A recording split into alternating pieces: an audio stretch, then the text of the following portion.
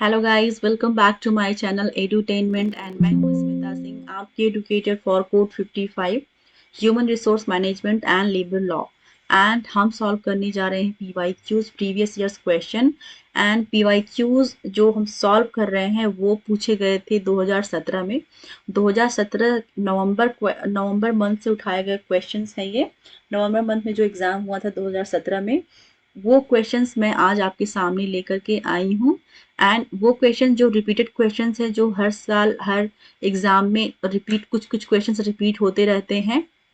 And उनके basis पे क्या न्यू क्वेश्चंस अराइज हो सकते हैं, क्या क्वेश्चंस अराइज होके आते हैं, हम उन पे भी बात करेंगे। जो एग्जाम अपकमिंग एग्जाम में 2022 के एग्जाम में पूछे जा सकते हैं, हम उन पे भी बात करेंगे, right. That is why we are going to revise the questions of 2017 November month exam, right. So हम तैयारी कर रहे हैं, we are preparing for NTA UGC NET JRF 2022 and I have brought up to you most expected PYQs which are most expected to be asked in upcoming examination, right? So इससे पहले जो भी questions मैंने कराए हैं पिछले sessions में, मैं 50 क्वेश्चंस का सीरीज लेके आई हूँ, जिसमें से हमने 43 क्वेश्चंस कवर अप कर लिए लास्ट सेशंस में। लेफ्ट जो क्वेश्चंस है आज के सेशन में मैं कंप्लीट कर दूंगी। And let me inform you that I have covered Unit 1 Principles and Practices of Management. Principles and practices of management unit 1 के मैंने सारा थ्योरी पार्ट कराया हुआ है। थ्योरी को मैंने प्रॉपरली एक्सप्लेन किया है आपको। अगर आपने अभी तक मेरा channel like share and subscribe नहीं किया है तो आप कर लीजिए, क्योंकि जब भी जो भी इसके आगे जो भी मैं वीडियोस अपलोड करूँ यूट्यूब पे, आपको उसकी नोटिफिकेशन मिल पाए and you can easily avail those videos, अगर आप सीरियसली प्रिपेयर कर रहे हैं एनटीए यूजीसी नेट कोड 55 के लिए, right? So, and also I also have covered unit 2 human resource management। उसका भी मैंने थ्योरी पार्ट कराया हुआ है।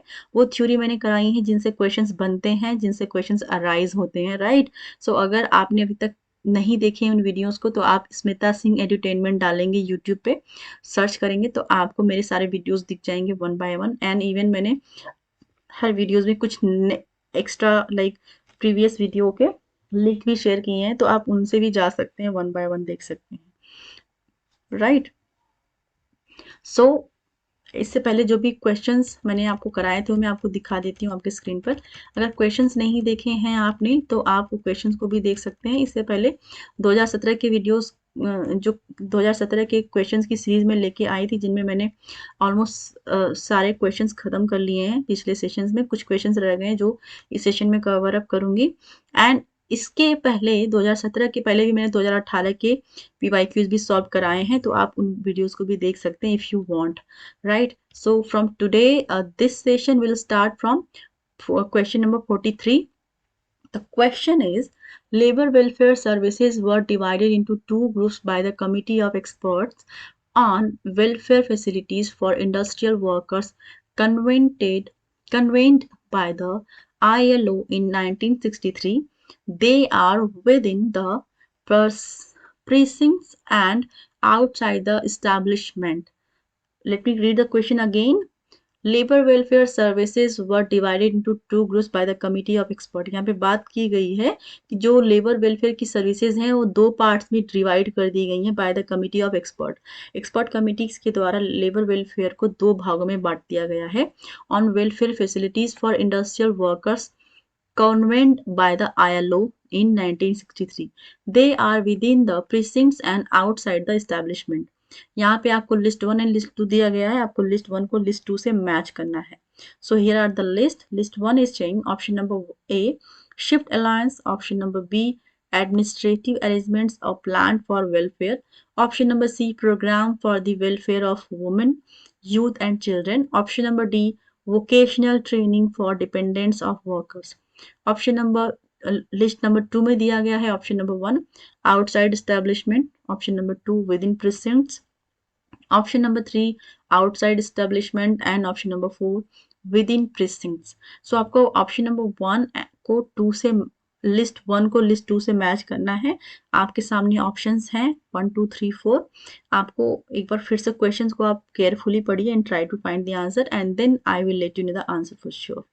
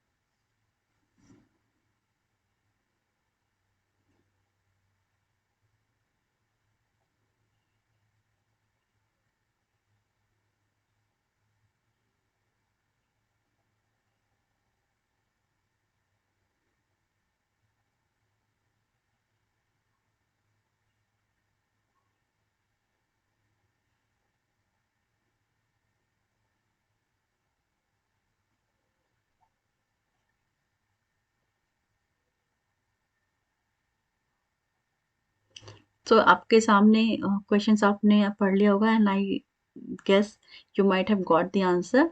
सो यहाँ पर लिस्ट 1 में देखेंगे शिफ्ट अलाउंस। शिफ्ट अलाउंस को किस में रखा गया है, विद इन द प्रीसिंक्ट्स या आउटसाइड द एस्टैब्लिशमेंट रखा गया है। सो ऑब्वियस सी बात है, जहाँ पे शिफ्ट की बात की गई है, जहाँ पे ऑर्गेनाइजेशन में आप शिफ्ट वाइज जॉब करते हैं, that is the within the precincts होगा, राइट। सो यहाँ पर जब शिफ्ट अलाउंस की बात करेंगे तो ऑप्शन नंबर ए का 2 हो जाएगा सही correct match. The correct match for option number A is 2 within precincts, right. So आप एग्जाम में एलिमिनेशन एंड सब्स्टिट्यूशन का सहारा भी लेंगे and try to solve the question. अगर आपको एक या दो का, ये तो बहुत इजी, आप इजीली कर लेंगे, लेकिन अदर क्वेश्चंस की मैं बात कर रही हूँ जहाँ पर ऐसे क्वेश्चन आते हैं जहाँ पे आपको लगता है कि आपने क्वेश्चन को पढ़ा ही नहीं है, या फिर आपको क्वेश्चन लेंदी है ये देख के डर जाते हैं। तो डरने की कोई बात नहीं है, lengthy questions most of the time बहुत इजी होते हैं, राइट। अगर आपने एक या दो को मैच कर लिया या सिर्फ एक को भी पकड़ लिया तो बाकी की इजीली मैच कर लेते हैं। कभी कभी क्या होता है कि सिर्फ एक को पकड़ना होता है, बाकी 3 आराम से आप मैच कर लेते हैं, राइट। तो यहाँ पर हम देखेंगे कि ऑप्शन नंबर ए का 2 ऑलमोस्ट आपने देखा 1 एंड 3 दोनों में दिया हुआ है, राइट। सो अगर आपने 1 का 2 फाइंड कर लिया तो आप ऑप्शन नंबर 2 एंड 4 को ऑटोमेटिकली एलिमिनेट कर देंगी। ऑप्शन नंबर 2 एंड 4 तो नहीं हो सकता, 1 एंड 3 में ही चांसेस हैं, क्योंकि शिफ्ट अलाउंस की जहाँ पे बात की जाएगी वहां पर विद इन प्रीसिंक्ट्स की बात होगी, राइट। तो ऑप्शन नंबर ए का 2 हो गया, तो अब आपके पास 50-50% सही आंसर करने के चांसेस हो जाएंगे, राइट। सो अब हम ट्राई करेंगे, हम लड़ाई करेंगे सिर्फ ऑप्शन नंबर 1 एंड 3 के बीच में। सो अब देखेंगे कि ऑप्शन नंबर 2 का क्या हो सकता है, ऑप्शन नंबर बी का सही मैच क्या हो सकता है। तो हम देखेंगे administrative arrangements plan for welfare. जहाँ पे बात हो गई कि एडमिनिस्ट्रेटिव अरेंजमेंट की जहाँ पे बात की गई है अ प्लान फॉर वेलफेयर, तो वो आउटसाइड द एस्टेब्लिशमेंट होगा, राइट। सो अगर आपने ये इतना पा लिया कि ऑप्शन नंबर ए का 2 हो जाएगा एंड बी का 4 होना चाहिए, वो आउटसाइड इस्टेब्लिशमेंट होना चाहिए, सॉरी दैट इज इनकरेक्ट। वो होना चाहिए विद इन, वो भी आपको विद इन अ प्रीसिंक्ट्स होना चाहिए, क्योंकि जहाँ पे आप एडमिनिस्ट्रेटिव अरेंजमेंट की बात करेंगे, एडमिनिस्ट्रेशन कहाँ होता है, within the organisation, within the precincts. So option number A का शिफ्ट अलाउंस भी विद इन प्रीसिंक्ट्स हो जाएगा एंड एडमिनिस्ट्रेटिव वर्क भी विद इन प्रीसिंक्ट्स हो जाएगा। तो अगर आपने मैच कर लिया कि ऑप्शन नंबर ए का भी विद इन प्रीसिंक्ट्स हो गया, ऑप्शन नंबर 2 से मैच हो गया एंड ऑप्शन नंबर बी का हो जाएगा ऑप्शन नंबर 4 विद इन प्रीसिंक्ट्स। अगर आपने 2 फाइंड कर लिया तो फिर देखेंगे कि ए का 2 और बी का 4 सिर्फ 3 में दिया गया है, बाकी के तो आप ऑटोमेटिकली मैच कर लेंगे। फिर देखेंगे programme for welfare of women youth and children, वो आउटसाइड इस्टेब्लिशमेंट हो जाएगा एंड वोकेशनल ट्रेनिंग की जहाँ पे बात की जा रही है वो भी आउटसाइड द इस्टेब्लिशमेंट की बात होगी, राइट। सो यहाँ पर आपका करेक्ट मैच हो गया, option number 3 would be the correct answer for this question, right. So इस तरह से हम क्वेश्चन को सॉल्व करेंगे इन एग्जामिनेशन टाइम, क्योंकि एग्जामिनेशन में आपको ऐसे ही फंसाने वाले क्वेश्चन समटाइम्स मिल जाएंगे। कभी कभी क्वेश्चन तो लेंदी होते हैं लेकिन बहुत ईजी होते हैं। अगर आपने एक या दो को पा लिया तो आप मोस्ट ऑफ द टाइम आप एक को ही मैच कर लेते हैं, तो बाकी के 3 इजीली मैच कर लेते हैं एलिमिनेशन के का सहारा लेके, right. So let's move to next question. Option number 44. Work stress is a chronic ailment caused by condition manage that negatively affect one's performance and or overall well-being of the body and mind. Employers these days are concerned about managing stress. So यहाँ पर बात की गई है जो employers हैं, आज की बात करेंगे, अगर आज की बात करेंगे तो एम्प्लॉयर्स स्ट्रेस मैनेजमेंट पे ज़्यादा फोकस करते हैं। सो अगेन हम क्वेश्चन को पढ़ेंगे। Work stress is a chronic element caused by conditions that negatively affect one's performance and और overall well being of the body and mind. यहाँ पे बात की गई है कि अगर हम किसी भी ऑर्गेनाइजेशन में अगर अच्छा माहौल नहीं क्रिएट करते हैं, राइट, अच्छे एटमॉस्फियर नहीं है, या फिर आप देखेंगे कि बहुत ज़्यादा पॉलिटिक्स हो रही है ऑर्गेनाइजेशन में, एनवायरनमेंट अच्छा नहीं दे रहे हैं, ये सब चीज़ें मेंटेन नहीं की गई हैं, तो एम्प्लॉय को बहुत ज़्यादा स्ट्रेस हो जाता है और उस स्ट्रेस के में क्या होता है कि वो फिजिकली मेंटली तो डिटेरियोरेट होता ही है, उसका आउटपुट भी नहीं अच्छा आता है, उसका परफॉर्मेंस भी अच्छा नहीं आता है। तो इन चीज़ों पर आज की जो जनरेशन के जो एम्प्लॉयर्स हैं आज के एरा के, वो बहुत ज़्यादा फोकस्ड हैं, वो फोकस करते हैं to manage the stress in the organisation.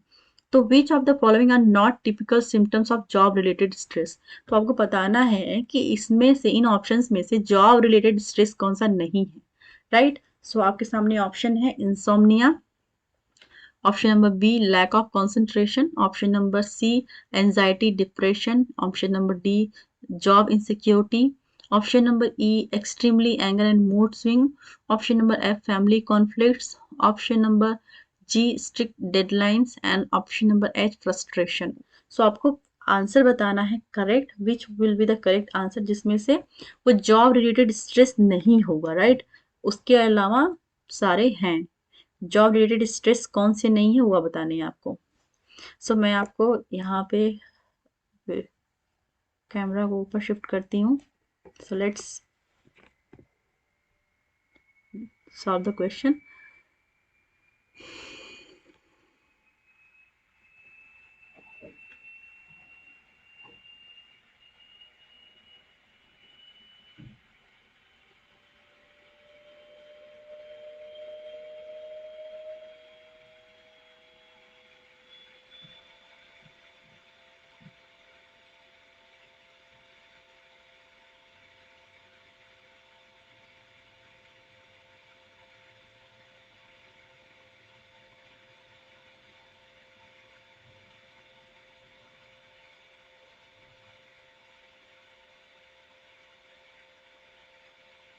So here the correct answer would be option number 3. D and G are not the symptoms of job related stress.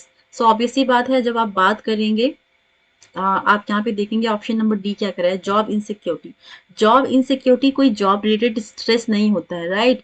So job insecurity की जो बात की गई है वो गलत है यहाँ पर, ये जॉब रिलेटेड स्ट्रेस नहीं है। एंड ऑप्शन नंबर जी क्या कह रहा है, स्ट्रिक्ट डेडलाइन, ये भी उसका सिम्टम नहीं है। एंड आप बात करेंगे insomnia, lack of concentration, anxiety depression, family conflict, frustration, extreme anger, and mood swings are the typical symptoms of job-related stress, but job insecurity and strict deadlines are not the part of not the symptoms of job-related stress, right? So let's move to next question. The question is, theories of labor welfare have been propounded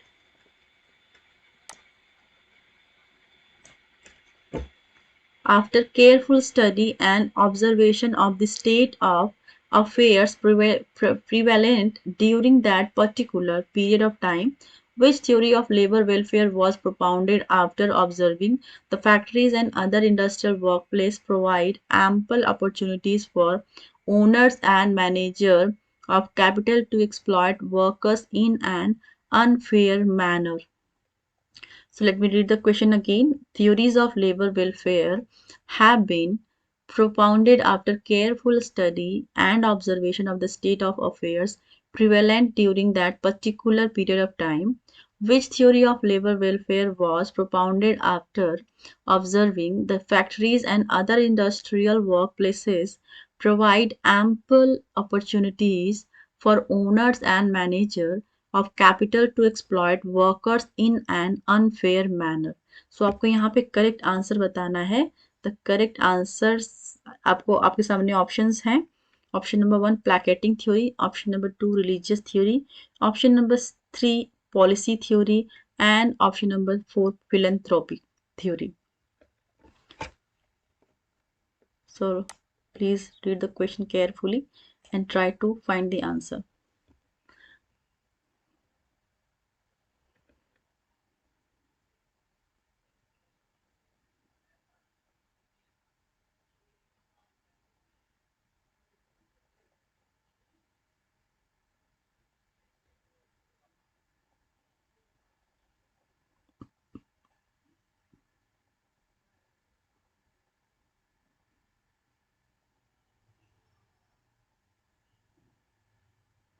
सो यहाँ पे correct answer हो जाएगा policing theory. सो policing theory का main reason क्या था कि जो author है उनका ये कहना था कि अगर एम्प्लॉयर्स के ऊपर अगर कोई पॉलिसिंग थ्योरी नहीं बनाएंगे, कोई पॉलिस लाइक कि आप कोई स्ट्रिक्ट कोई अगर पॉलिसी नहीं बनाई गई, तो वो जो उनकी छोटी छोटी भी जो वेलफेयर फैसिलिटीज हैं वो एम्प्लॉयज को नहीं प्रोवाइड करेंगे, वो उनको बेनिफिट नहीं प्रोवाइड करेंगे अगर उनके लिए कोई पॉलिसिंग थ्योरी नहीं बनाई जाएगी। तो इसलिए इंडस्ट्रीज के लिए, फैक्ट्रीज के लिए गवर्नमेंट ने पॉलिसिंग थ्योरी लाइक जो उन पे कमांड कर सके कि आपको ये फैसिलिटीज अपनी एम्प्लॉयज को देनी ही देनी है, ऐसे रूल्स बनाए गए हैं, ऐसे रेगुलेशंस बनाए गए हैं कि ये आपको फॉलो करना ही करना है एंड ये फैसिलिटी आपको अपने एम्प्लॉयज को देने ही देने हैं। So that is why the policy is called policing theory, जहाँ पे आपको एक पुलिस की तरह आपको स्ट्रिक्टली आपको बताया बोला जाता है कि आपको ये फैसिलिटीज देनी है। अगर ये फैसिलिटीज नहीं, अगर ये ऐसे रूल नहीं बनाए जाएंगे तो एम्प्लॉयज छोटी से छोटी भी फैसिलिटी नहीं प्रोवाइड करने वाले हैं एम्प्लॉयज को। So that is why the question is, as per the question, you must be understanding what exactly question is asking, asking in the question. So यहाँ पर policing theory would be the right answer for this question. Let's move to next question. यहाँ पर question है question number 46. Supply demand framework predicts that a termination of any ambitious project depresses a particular segment of labor market. This type of prediction is an example of. Let me read the question again. Supply demand framework predicts that termination of any ambitious project depresses a particular segment of labor market. This type of prediction is an example of. Option number one, positive economics. Option number two, equilibrium. Option number three, normative economics. And option number four, state of saturation. So, which will be the correct answer for this question? Please read the question again and try to solve the question.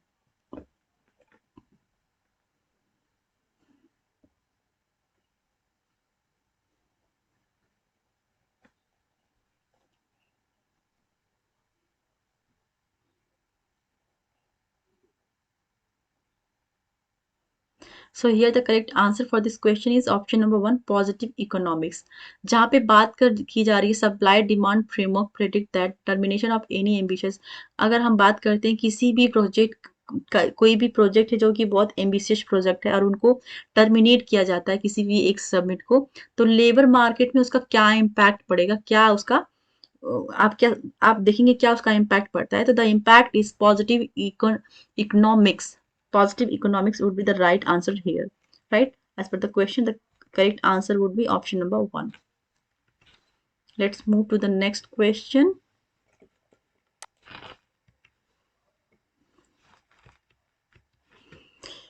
Option number 47. Question number 47. Let us presume that an individual consumes Rs 500 of consumption of goods and 100 hours of leisure per week. The utility index would equal 50,000 utils. Suppose further that individual consumes Rs 400 worth of goods and 125 hours of leisure, the utility index would still equal 50,000 utils. Suppose then that we hold utility constant at 50,000 utils. Many combination of utility and leisure will generate this particular level of utility.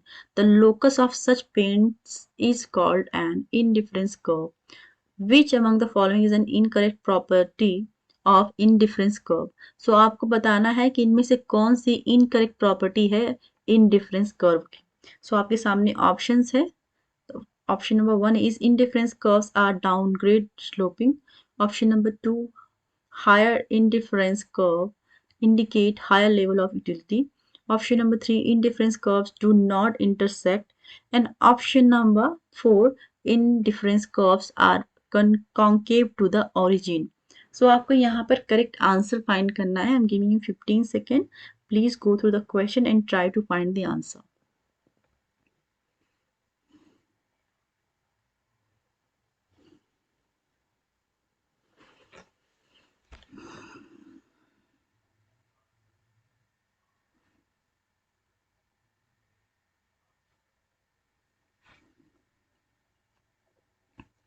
So here the correct answer for this question is, इसमें पूछा गया है कि इनमें से कौन सा incorrect property है इनडिफरेंस कर्व का। सो इनडिफरेंस कर्व की इनकरेक्ट प्रॉपर्टी है indifference curves are concave to the origin, right? So option number 4 would be the correct answer for this question. Let's move to the next question.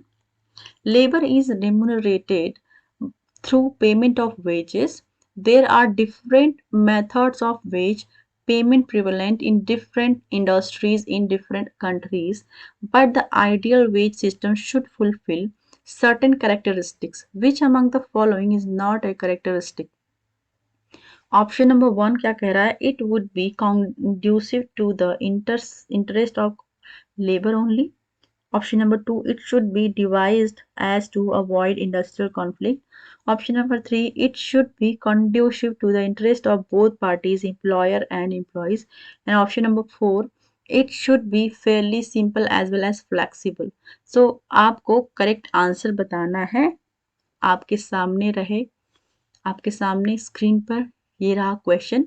Please try to find the answer.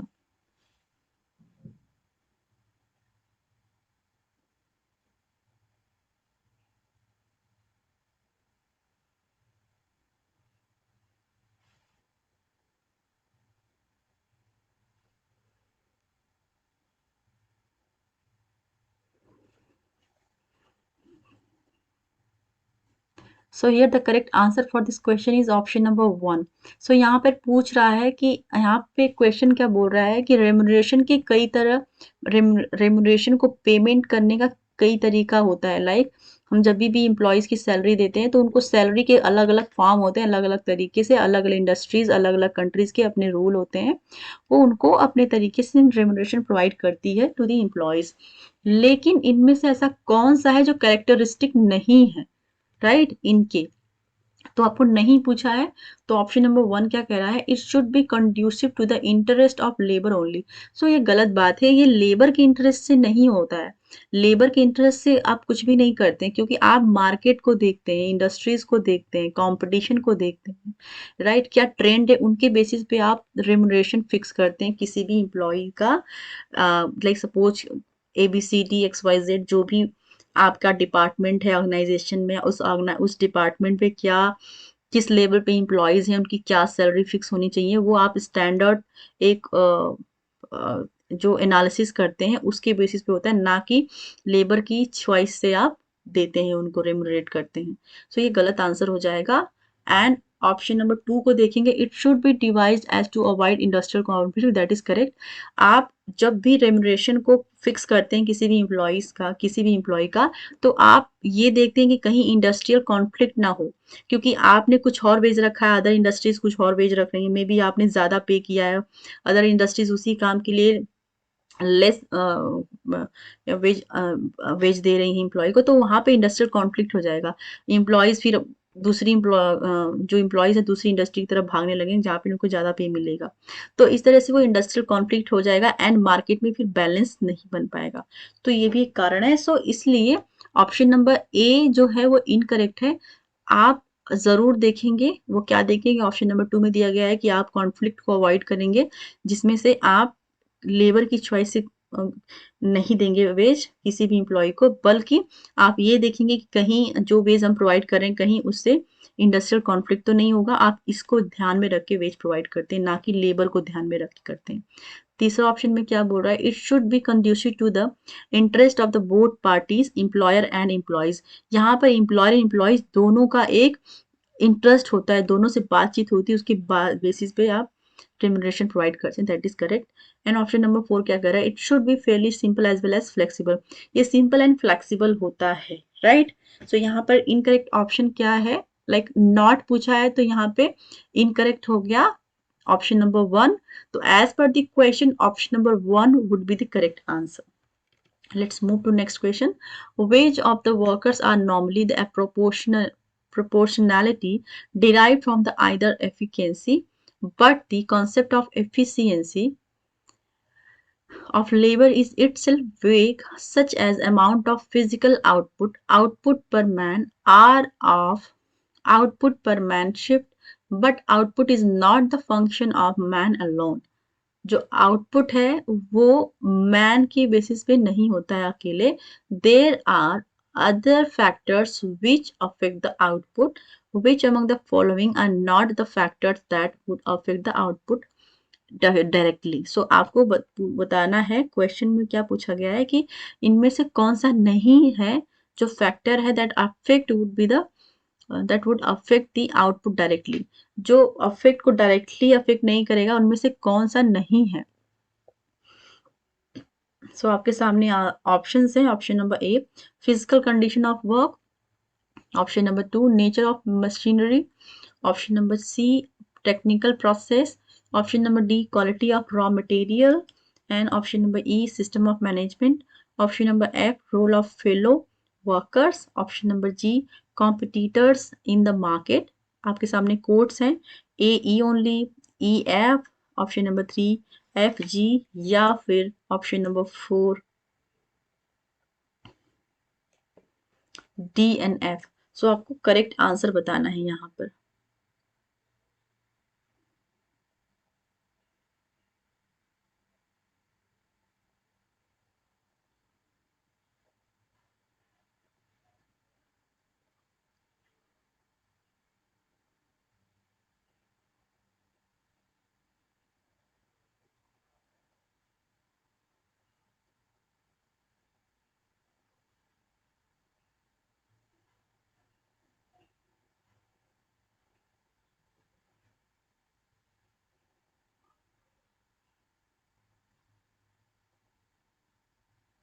सो इनमें से क्या directly affect नहीं करेगा. सो यहाँ पर सही answer है इस क्वेश्चन का option number 3, F and G will not affect directly. So F and G में क्या बोला गया है, एफ क्या कह रहा है, role of fellow workers. So यहाँ पे रोल ऑफ फेलो वर्कर्स आपको डायरेक्टली अफेक्ट नहीं करेगा. And G, competitors in the market, ये भी नहीं करेगा. सो आपको डायरेक्टली अफेक्ट क्या करेगा, यहाँ पे नॉट पूछा गया था, तो not affecting is role of fellow workers and competitors in the market. So F and G would be the correct option for this question, क्योंकि नॉट पूछा है. क्या अफेक्ट करेगा, वो है physical condition of work, nature of machinery, technical process, quality of raw material, system of management. ये सारे affect करेंगे, but role of fellow workers and competitors in the market will not affect directly. Right. So let's move to the next question. Match the following theories of wages. List 1 with their propagators. List 2. List 1 list 2 आपके सामने है. List 1 को list 2 से match करना है. आपके सामने options है. Option number A, standard of living theory किसने दी थी, वेज फंड थ्योरी किसने दी थी, डिसाइडेबल क्लाइमेट थ्योरी किसने दी थी, एंड मार्जिनल प्रोडक्टिविटी थ्योरी किसने दी थी. आपके सामने थ्योरिस्ट हैं. Option number 1, J.S. Mill. Option number 2, J.B. Clark. Option number 3, Karl Marx. And option number 4, Francis A. Walker. So आपके सामने ऑप्शन है, प्लीज गो अहेड.